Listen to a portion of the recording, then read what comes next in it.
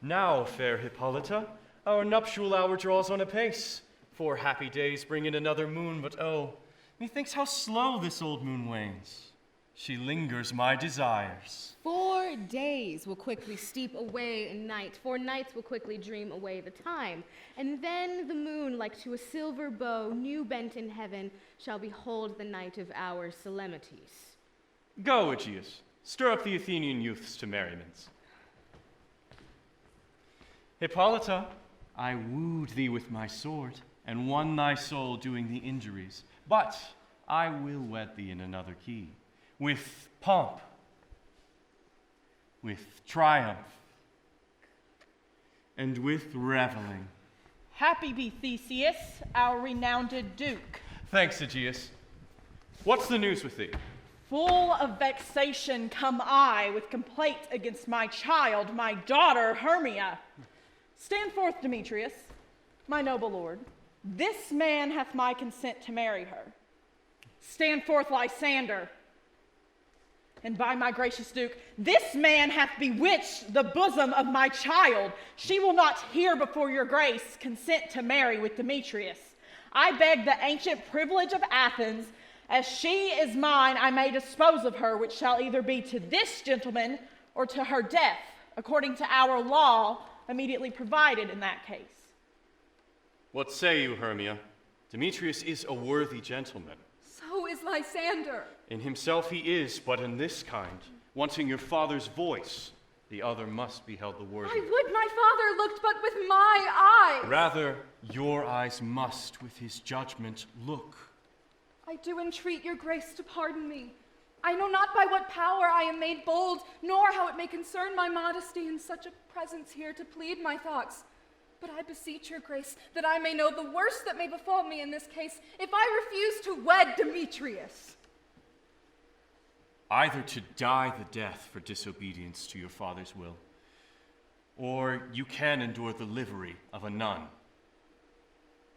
So will I grow, so live, so die, my lord, ere I will my virgin patent up unto his lordship, whose unwished yoke my soul consents not to give sovereignty. Take time to pause, and by the next new moon upon that day, either be prepared to die for disobedience to your father's will, or else wed Demetrius as he would, or on Diane's altar to protest for austerity and single life. Relent, sweet Hermia.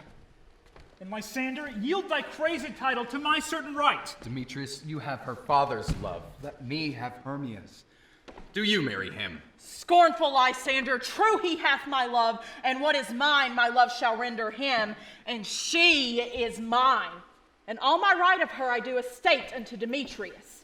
I am, my lord, as well possessed as he, as well derived. My love is more than his, my fortunes every way as fairly ranked, if not with vantage as Demetrius. And which is more than all these boasts can be, I am beloved of beauteous Hermia.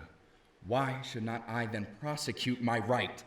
Demetrius, I'll avouch it to his head, made love to Nater's daughter Helena and won her soul, and she, sweet lady, dotes, devoutly dotes in idolatry upon the spotted and inconstant man. I must confess I have heard as much, and with Demetrius thought to have spoke thereof. Demetrius, come, and come, Aegeus. You shall go alongside me. I have some private schooling for you both.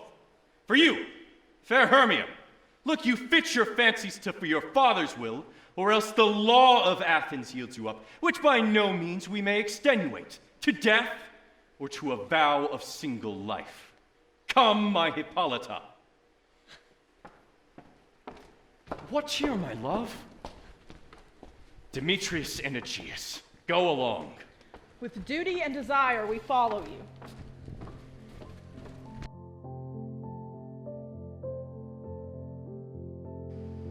How now, my love? Why is your cheek so pale? How chance the roses there do fade so fast? Like for want of rain, which I could well beteem them from the tempest of my eyes. The course of true love never did run smooth, or else it was different in blood. Spite, too old to be engaged, too young. Or else it stood upon the choice of friends. If then true lovers be ever crossed, it stands as an edict in destiny. Then let us teach our child patience. A good persuasion, therefore hear me, Hermia. I have a widow aunt, a dowager of great revenue.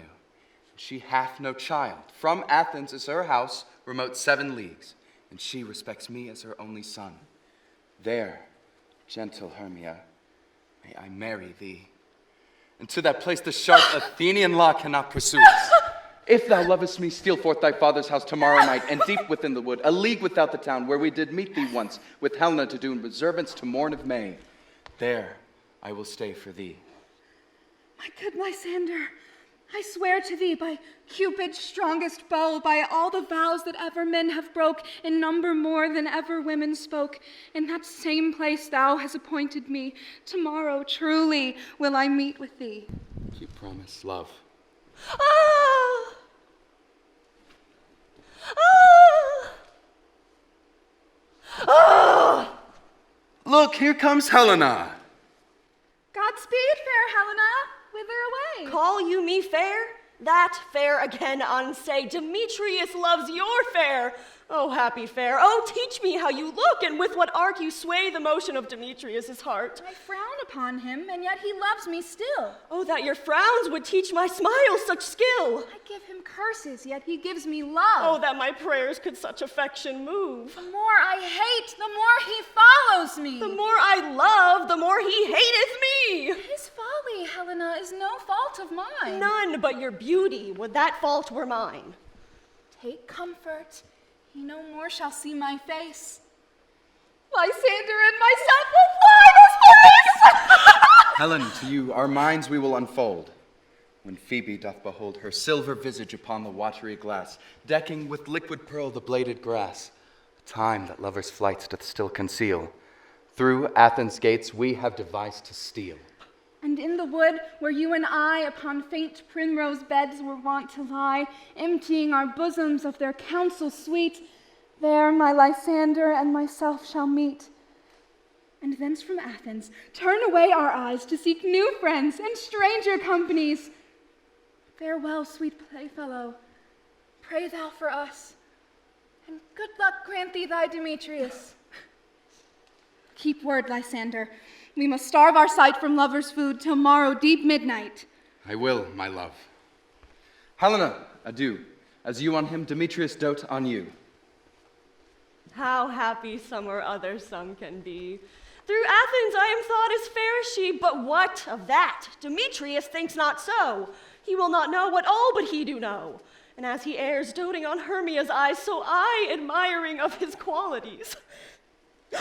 I will go tell him of fair Hermia's flight. Then to the wood will he tomorrow night pursue her. And for this intelligence, if I have thanks, it is a dear expense. But here in mean I too enrich my pain to have his sight thither and back again.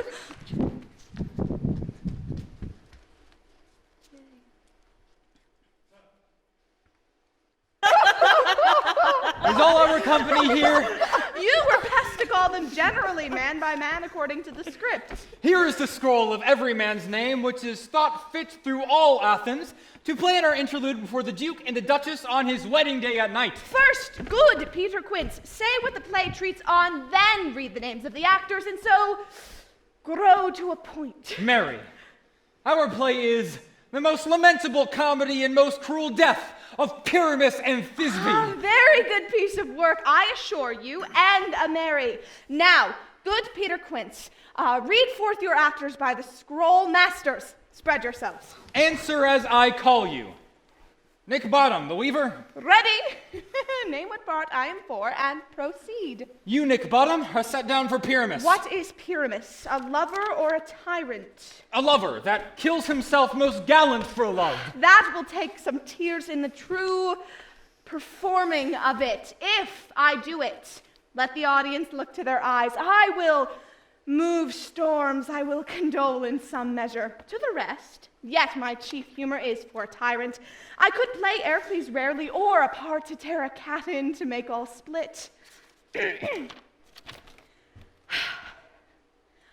raging rocks and shivering shocks shall break the locks of prison gates, and Phoebus' car shall shine from far and make and mar the foolish fates. This was lofty. Now name the rest of the players. This was Ercles' vein, a tyrant's vein. A lover is more condoling. Francis Flute, the bellows mender. Here, Peter Quince. Flute, you must take Thisbe on you. Oh, what is Thisbe? A wandering knight. It is the lady that Pyramus must love. Nay, Faith, let me not play a woman. I have a beard coming. That's all one. You shall play it in a mask, and you may speak as small as you will. And I may hide my face. Let me play Thisbe too. I'll speak in a monstrous little voice. Thisne, Thisne, Pyramus, lover dear, thy Thisbe dear, and lady dear. No, no, you must play Pyramus and Flute, you Thisbe. Well, proceed. Robin Starveling, the tailor. Here, Peter Quince. Robin Starveling, you must play Thisbe's mother. Tom Snout, the tinker. Here, Peter Quince. You, Pyramus' father. Myself, Thisbe's father, Snug the joiner. You, the lion's part, and I hope here's a play fitted. Have you the lion's part written? Pray you, if it be, give it me, for I am slow of study. You may do it extempore, for it is nothing but roaring. Let me play the lion too. I will roar that I will do any man's heart good to hear me. I will roar that I will make the Duke say, let him roar again. Let him roar again. And you should do it too terribly. You would fright the Duchess and the ladies, that they would shriek, and that were enough to hang us all. That would hang us, every mother's son. I grant you, friends, if that you should fright the ladies out of their wits, they would have no more discretion but to hang us. But I will aggravate my voice, that I will roar you as gently as any suckling dove. I will roar you toward any nightingale. You can play no parts but Pyramus! For Pyramus is a sweet-faced man, a proper man as one shall see in a summer's day, a most lovely gentleman-like man. Therefore, you must needs play Pyramus.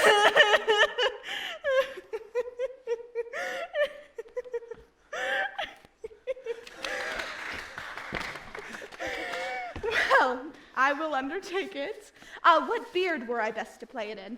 Why, what you will.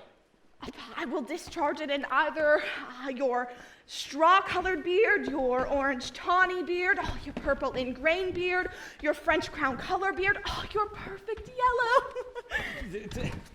Some of your French crowns have no hair at all, and then you will play barefaced. But masters, here are your parts, and I am to entreat you, request you, and desire you to con them by tomorrow night, and meet me in the palace wood, a mile without the town by moonlight. There we will rehearse, for if we meet in the city, we shall be dogged with company and our devices known. In the meantime, I will draw up a bill of property, such as our play wants. I pray you, fail me not. We will meet, and there we will rehearse most obscenely and courageously. Take pains, be perfect. Adieu. At the Duke's oak we meet. Enough! Hold or cut bowstrings.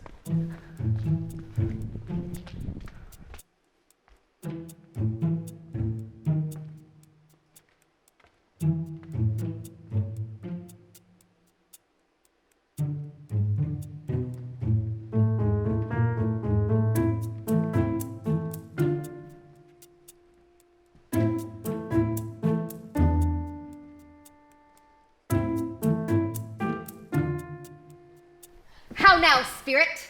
Whither wander you? Over hill, over dale, through a bush, through a briar, over park, over pale, through flood, through fire. I do wander everywhere, swifter than the moon's sphere, and I serve the fairy queen to dew her orbs upon the green. The cowslips, tall her pensioners be, in their gold coats spots you see. Those be rubies, fairy favors. In those freckles live their savors. I must go seek some dewdrops here, and hang a pearl in every cowslip's ear. Farewell, thou lob of spirits. I'll be gone, our queen, and all our elves come here anon. The king doth keep his revels here tonight. Take heed the queen come not within his sight, for Oberon is passing fell and wrath, because she as her attendant hath a lovely boy stolen from an Indian king. She never had so sweet a changeling, and Oberon would have the child, knight of his train, to trace the forest wild. But she perforce withholds the loved boy, crowns him with flowers, and makes him all her joy. And now they never meet, by grove or green, by fountain clear or spangled starlit sheen, but they do square, and all the elves for fear creep into acorn cups and hide them there. Either I mistake your shape and making quite, or else you are that shrewd and knavish sprite called Robin Goodfellow. Are not you he that frights the maidens of the villagery? Skim milk and sometimes labor in the quern, and bootless make the breathless housewife churn, and sometimes make the drink to bear no barm, mislead night wanderers, laughing at their harm. Those that hobgoblin call you, and sweet puck. You do their work, and they shall have good luck. Are not you he? Thou speakest right. I am that merry wanderer of the night. I jest to Oberon and make him smile, when I a fat and bean-fed horse beguile, neighing in the likeness of a filly foal. Nay! Sometimes lurk I in a gossip's bowl, in the very likeness of a roasted crab. But room, fairy! Here comes Oberon! And here my mistress! Would that he were gone.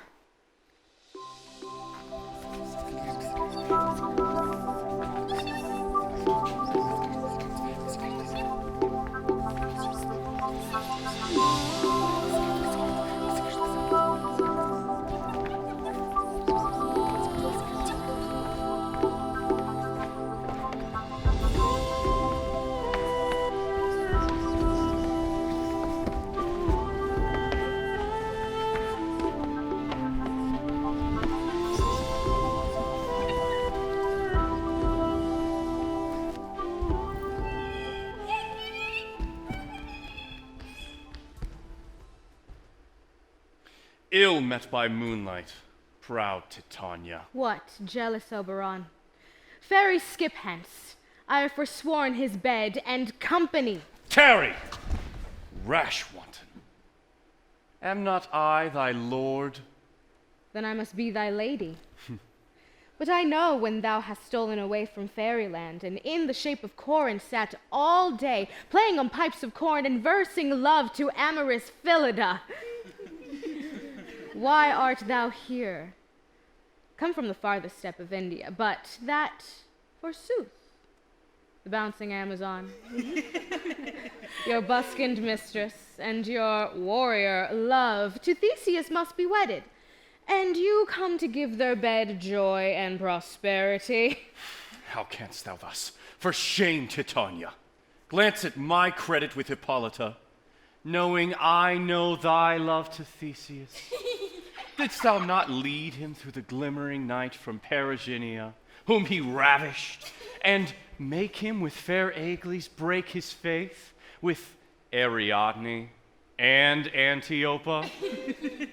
These are the forgeries of jealousy.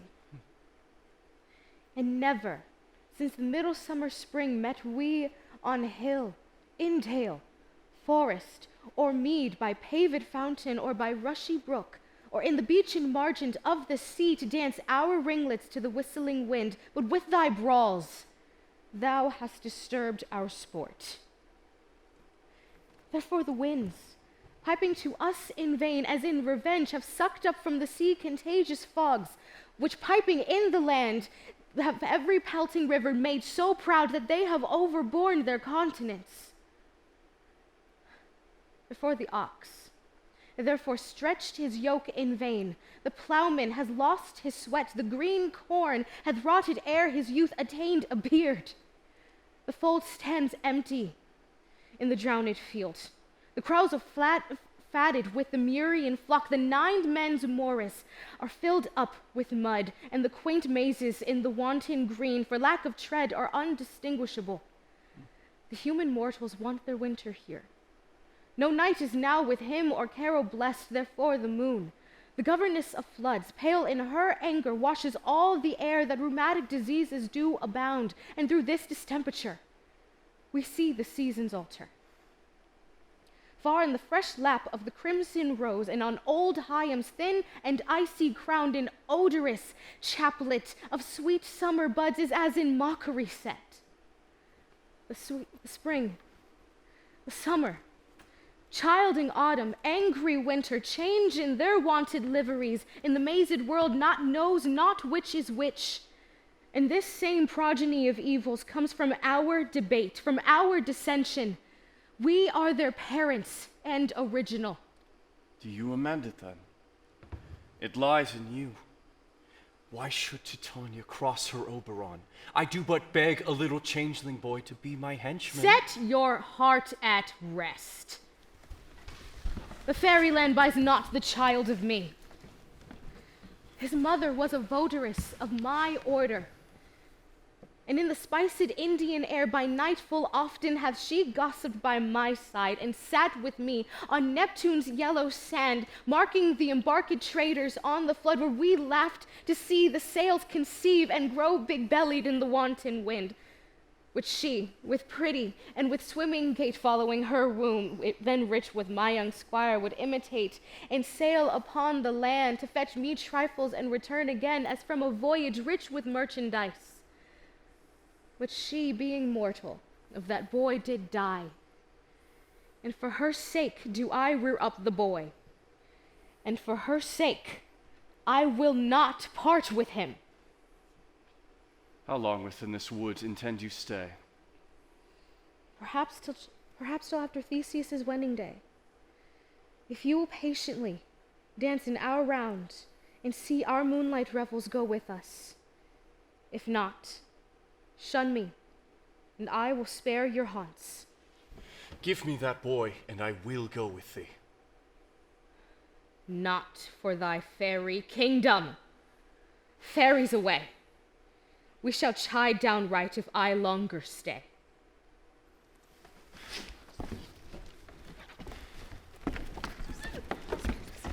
Well, go thy way. Thou shalt not run this grove till I torment thee for this injury.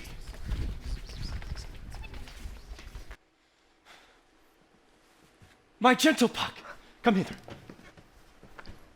Thou rememberest since once I sat upon a promontory and heard a mermaid upon a dolphin's back, uttering such dulcet and harmonious breath that the rude sea did grow civil at her song, and certain stars shot madly from their spheres just to hear the sea maiden's music. I remember. That very time I saw, but thou couldst not, flying between the cold moon and the earth, Cupid, all armed. A certain aim he took at the fair vestal throned by the west, and loosed his love shaft smartly from his bow, as it should pierce 100,000 hearts. Yet I might see young Cupid's fiery shaft quenched in the chaste beams of the watery moon, and the imperial votaress passed on in maiden meditation, fancy-free. Yet marked I where this bolt of Cupid's fell.